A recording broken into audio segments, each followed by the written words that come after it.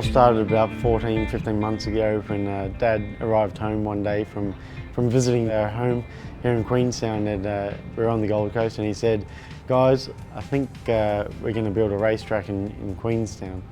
And that's kind of where it started from back then. And you know, he told us the story of how there was 4 guys that had spent 8 years designing and getting approval for a racetrack here in Cromwell, and how he bought the whole theory and how that came about. From that point on, he had me involved, and I actually designed the track using my iPad at the time.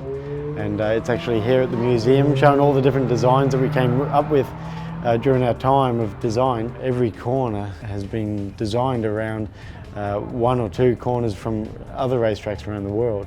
You know, like Carousel, the Walking Glens, and many other various parts of world racetracks. And the way that I did it was just using Google Maps on my iPad, and just overlaying pictures onto essentially what the bare land was here, and just joining the dots together, and that's kind of how we come up with this. It's actually changed a little bit since then, but we settled on one, and we got the guys from BWC to plot out the GPS points, and we graded out a bit of a track, and we drove around it in our ute, and we kind of developed it from there. Now it's Easter, end of March, coming into April in 2013, and the dream and the vision has actually realised. What you see behind me is Dad's vision, really, of what he could see back 15 months ago, and you know, the concept that he took over was essentially just a racetrack, a very small scale racetrack, but you know, as time got on, he decided to add little bits here and little bits there, and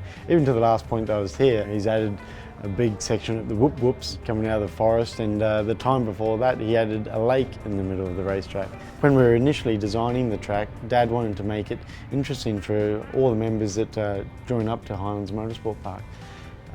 So one way of doing that is having multiple different track designs and having multiple different staging of events at any one time. So behind us you can see there's bitumen everywhere, but there's actually, we can have 3 tracks running all at one time, all running their own events without crossing over into each other. With the utilisation of the bridge and then all the other shortcuts and bits and pieces, there's over 20 different track configurations that we can play with here. We can go forward, reverse, we can use track A, track B, track X, track C. You know, there's absolutely hundreds of different track designs, and that's what's going to make it really exciting for members to come to every time that they come here. It could potentially be a different track every time they come, so I think it'll be impossible for people to get bored here because it's just so challenging. They'll be constantly trying to say that they'll go better tomorrow.